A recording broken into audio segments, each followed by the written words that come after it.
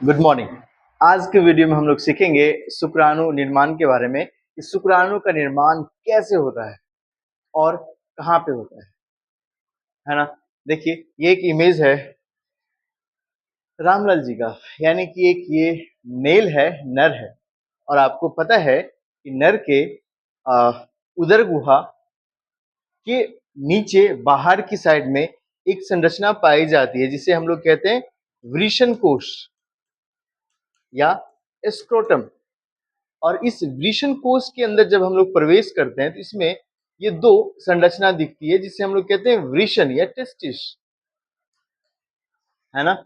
और इस वृषण के अंदर जब हम लोग प्रवेश करते हैं तो छोटे छोटे कंपार्टमेंट दिखते हैं, छोटे छोटे से भाग, जैसे कि एक बड़े से घर में छोटे छोटे से रूम दिखाई देते हैं। कुछ उसी प्रकार से वृषण के अंदर में भी छोटे छोटे से कंपार्टमेंट्स या पाली दिखाई देते हैं जिसे हम लोग कहते हैं वृषण पाली। और इस वृषण पाली के अंदर जब हम लोग प्रवेश करते हैं तो काफी घूमी हुई कई सारी नली दिखाई देती है जिसे हम लोग कहते हैं शुक्रजनन नली।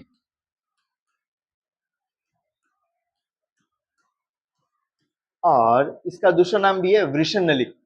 और इन नलियों के बीच में एक विशेष प्रकार की कोशिका मिलती है, नली में नहीं, नलियों के बीच में। इन कोशिकाओं को कहते हैं अंतराली कोशिका।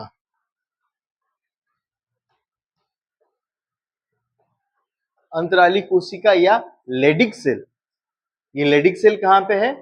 तो वृषण पाली में, वृषण नलियों के बीच में जो खाली जगह है, नली में नहीं, नली के बाहर जो खाली जगह है उसमें। थोड़ा समझिए, आगे सीखिए।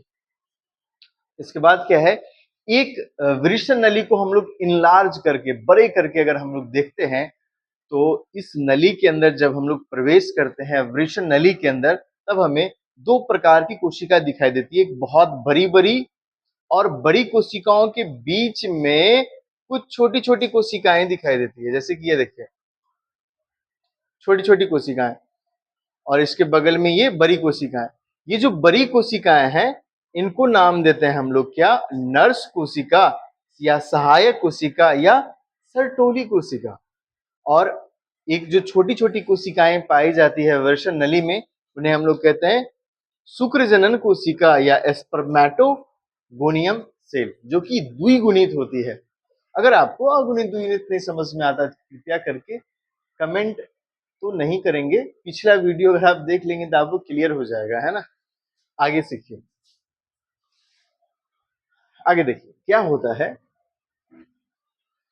उस रामलाल जी जब 13 साल के होते हैं, जब रामलाल जी 13 साल के होते हैं तो उनके हाइपोथैलेमस ग्रंथि से एक हार्मोन रिलीज होता है। हाइपोथैलेमस ग्रंथि से एक हार्मोन रिलीज होता है जिसे कहते हैं हम लोग जीएनआरएच। और ये जीएनआरएच पहुंचते हैं पीयूष ग्रंथि के अग्रभाग में। फिर पीयूष ग्रंथि से दो हार्मोन रिलीज होते हैं, एलएच और एफएसएच, है ना। ये पीयूष ग्रंथि से ये जो एलएच स्रावित होते हैं, ये रक्त के द्वारा आते हैं कहाँ पे? अंतराली कोशिका के पास। और आपको पता है अंतराली कोशिका कहाँ है। फिर ये अंतराली कोशिका एक हार्मोन रिलीज करता है जिसे कहते हैं टेस्टोस्टेरोन। और ये एक पुंजन हार्मोन भी इसको कहते हैं, एंड्रोजन भी बोल देते हैं। और इसी हार्मोन के कारण से कोई नर नर होता है, अन्यथा नर में मादा ऐसी गुण आ सकती है। आगे सीखिए, ये टेस्टोस्टेरोन आता है वृषण नली के अंदर, है ना। जब वृषण नली के अंदर आते हैं टेस्टोस्टेरोन, कहाँ पे? तो ये कौन सी कोशिकाएं थी? शुक्रजनन कोशिका। इनके पास जब टेस्टोस्टेरोन आते हैं तब इनमें, तब इन कोशिकाओं में, ये कौन सी कोशिका है? शुक्रजनन कोशिका। और इनके पास क्या आए हैं? टेस्टोस्टेरोन कई सारे। तब ये कोशिका क्या करती हैं? समसूत्री विभाजन। माने क्या? अपने ही जैसा कई सारे संख्या में बढ़ा लेती है, अपनी संख्या सेम टू सेम कॉपी कर देती है। इसके बाद जब शुक्रजनन कोशिका में समसूत्री हुआ और उसका संख्या डबल हो गया, तब इनमें से आधे कोशिका जमा हो जाते हैं, जिनसे आगे फिर से शुक्राणु बनेंगे और आधे कोशिका विभाजन करके शुक्राणु का निर्माण करते हैं।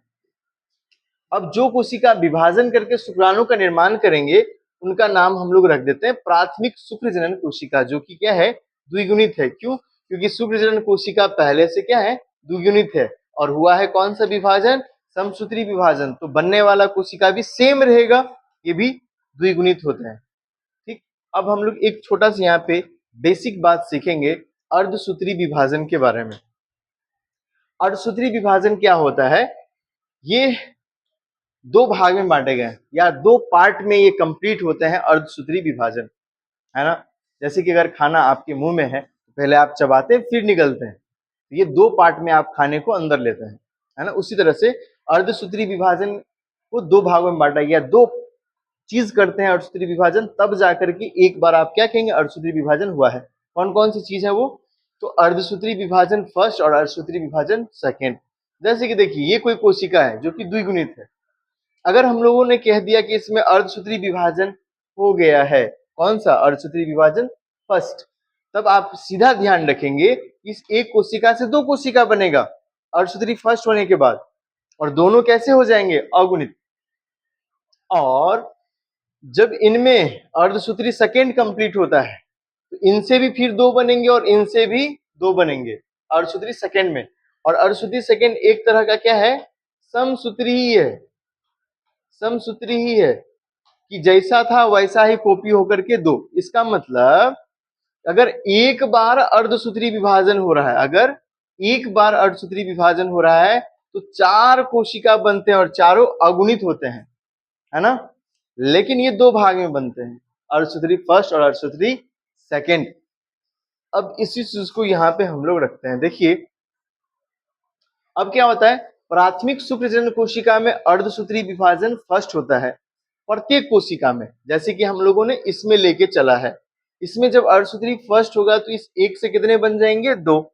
और ये क्या था? द्विगुणित था, तो बनने वाला दोनों क्या बनेगा? अगुणित, है ना। इन कोशिकाओं को हम लोग नाम देते हैं द्वितीयक शुक्रजनन कोशिका, जो कि अब क्या हो चुका है? अगुणित, यानी एन। और क्या कह रहे हैं कि इन दोनों कोशिकाओं में फिर क्या होता है? अर्धसूत्री सेकेंड, तभी तो दोनों को मिला के आप कहेंगे अर्धसूत्री एक बार हुआ है। जब इनमें अर्धसूत्री सेकेंड होता है, तो इनसे कॉपी होकर दो कोशिका बनेगा, आपको पता है, और इनसे भी कॉपी होकर के दो कोशिका बनेंगे। इन सभी कोशिकाओं को हम लोग कहते हैं शुक्राणु परशु या एस्पर्मेटिड्स, है ना, जो कि किस आकार के हैं? अंडाकार हैं। और जब शुक्राणु परशु में जितने भी शुक्राणु परशु बनेंगे, उन सब में फिर क्या होता है? रूपांतरण होता है, माने कि उसके संरचना में बदलाव आता है, और ये कुछ ऐसा दिखाई देने लगते हैं, पूंछ वाली कोशिका जैसा दिखाई देने लगते हैं, जिन्हें हम लोग क्या कह देते हैं? शुक्राणु या नर युग्मक, है ना। अब जो है अगला चीज हमारा क्या रहेगा? देखिए, ये तो शुक्राणु समझ में आया कि किन कोशिकाओं से बनता है। इसके पीछे हार्मोन कौन कौन सा योगदान देते हैं, इसके बारे में हम लोग नेक्स्ट वीडियो में सीखेंगे कि हार्मोन कैसे कैसे आकर के आपके जो ये जो युग्मक जनन है इसको कंट्रोल करते हैं। चलिए, बाय।